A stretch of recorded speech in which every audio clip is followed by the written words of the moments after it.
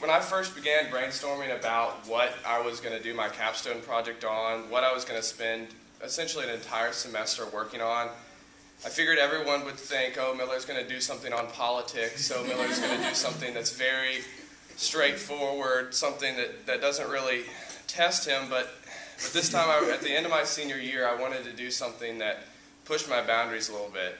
So I decided that I would focus on a comparison between romantic Gothic literature and then how silent films ended up changing and evolving a horror genre. This was my capstone project, Diabolus Ex Machina, the God Out of the Machine, which is the title of the book I wrote. For capstone, I knew I needed to do a project about modernism, but modernism is so complicated that I didn't want to focus on just one aspect.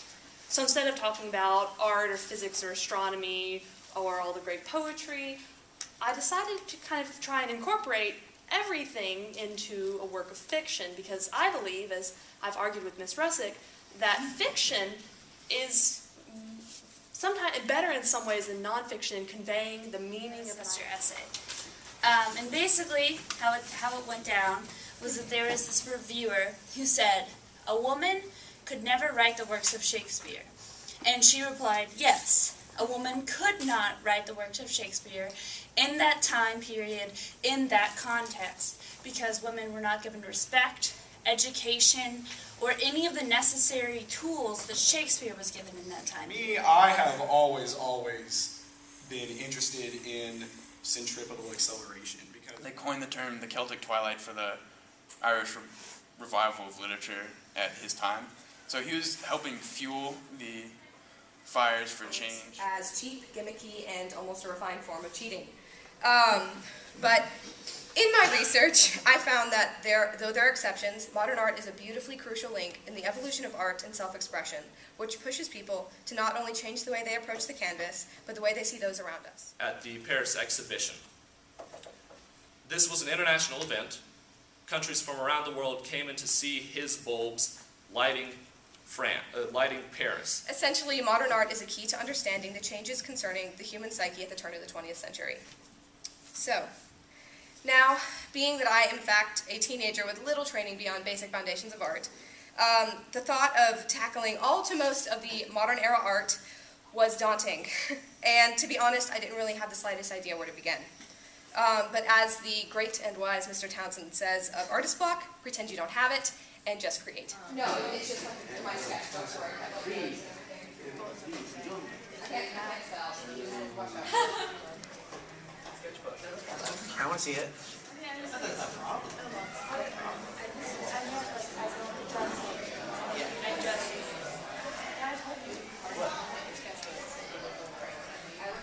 kind of all started with the roses and the colors of that.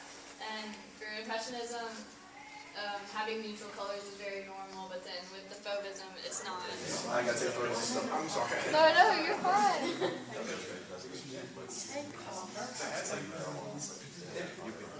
You can see how disturbingly similar they look. I wanted to just sort of highlight that, once again, a real problem both then and now is that women in power, it's more important what they look like than what they can do, which is not always applied in the same way to men in power. There we go. But basically, Principia Ethica meant to discover what was the principle of ethics. And he stated that what ethics is trying to do, what philosophy is trying to do, is answer this question. What is good? And by good, it doesn't mean like, oh, this act is good and that act is good and this is what would be good. It's asking what is the definition of good, which more states is indefined. It talks about spiritus mundi. It's Yeats's belief that each human is linked in a single vast intelligence instead of heaven or hell. It's that we're all connected through almost like a giant iTunes cloud. Strange and beautiful movie. I had no idea what I was getting myself into when I first began to truly study silent films. It's different than just watching it. And for the modern viewer, may be difficult because silent films don't have the giant Michael Bay explosions that modern films do. It's not something that is always easy to keep your interest on. But there is something pure and artistic about these early films. So as you can kind of see that I made them all black and white. The movie's a black and white film, and what I was seeing a lot with these movies, and particularly with futurist art, was a big preponderance of black and white imagery. You know, it's just sort of whatever Hitler wants goes, and that's not really a way to run an ideology or to develop one that other people could use. Without Hitler, there is no Nazism. However, without Mussolini, there is a fascist ideology, and essentially, I think the best way to describe it is with 6 main points. Good has intrinsic value, and this is one of the topics that I had a really hard time understanding, and it was one of the first topics I talked to Capstone about.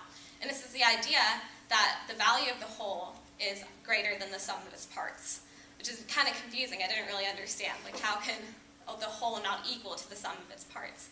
And that's where intrinsic value comes in. There's something that has the value of that whole is something greater than just its mere parts. It's something that we add to the whole. You can feel it, and at times you can see it, right?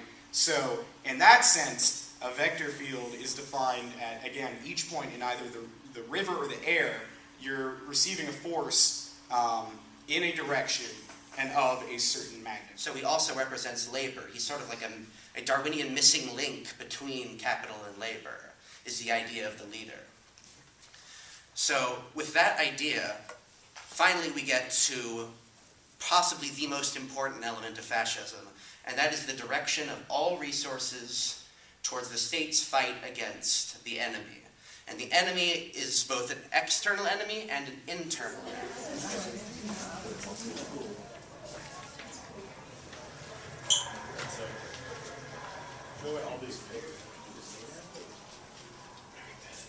Dots represent perspective.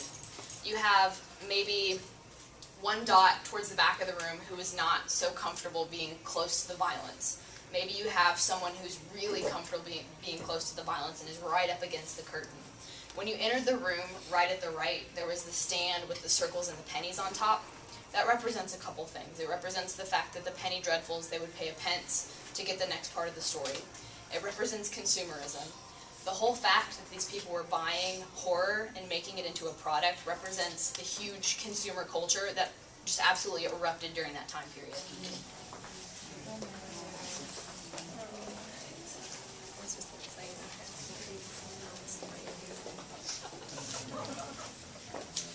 The newspaper on the wall represents violence itself, both natural, just natural deaths, murder, homicide, rape, anything that happens in the natural world. And then you have horror that's created for you. You have movies, TV, radio, anything.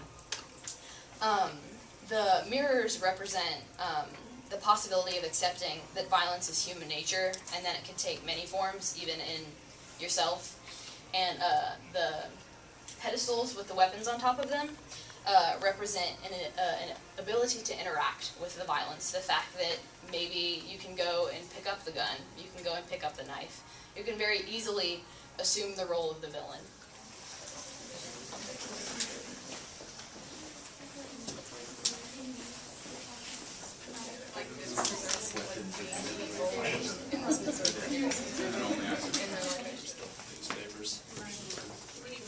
Huh?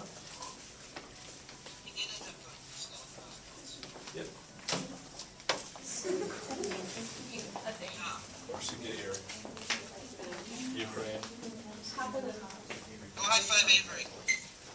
Okay, she's back in the It's a very thin curtain. I hope you notice that. The fact that the dividing element between those two worlds, being a spectator and being a part of the violence, is so thin. It's you can emerge into one and leave the other one without even knowing it.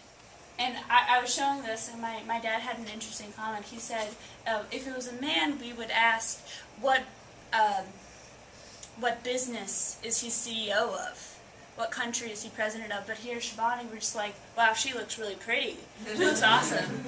And it's that kind of idea of, again, assuming the story. These are the kind of everyday sexism that women face on a daily basis. Like, I told them, like, to pretend that they are watching TV so they had these bored expressions. But still, Leah feels the need to fill every possible inch of the couch, making Mason as small as possible, saying that Leah is really what matters, and Mason is forcing himself to become, she has to rule over the people that don't exist. And Mason has to be to her side. And she doesn't look very happy about having this power either, even though she is forcing herself in this position. When new ideas were brought to the forefront of the modern era, they were attacked with vicious fury. People are afraid of the unknown. That is a fact. That is human nature. Humans afraid. What truly scares us has always been a subject of my fascination, but this project opened my eyes to it. Rather than poring over the opinions of psychologists the world over, I decided to let my work and my research speak for itself. While modern horror films too often rely on jump scares and cheap tricks, and rarely stick with us, true great horror is unsettling, unnerving, and unforgettable. What we are all most afraid of is ourselves. And a lot of what these advances in math do is they freed the thinking of mathematicians and scientists at the time. By losing the idea that you have to stick to the axioms of Euclidean geometry, you open up this whole new world and this whole new method of thought. Researching Virginia Woolf and discovered that she was part of this group called the Bloomsbury Group. And I just loved the idea of different people getting together and talking about things that they found interesting. And then I realized the reason why I thought it was so interesting was because it was like Capstone. It's a group of very diverse people coming together to talk about one kind of ideas.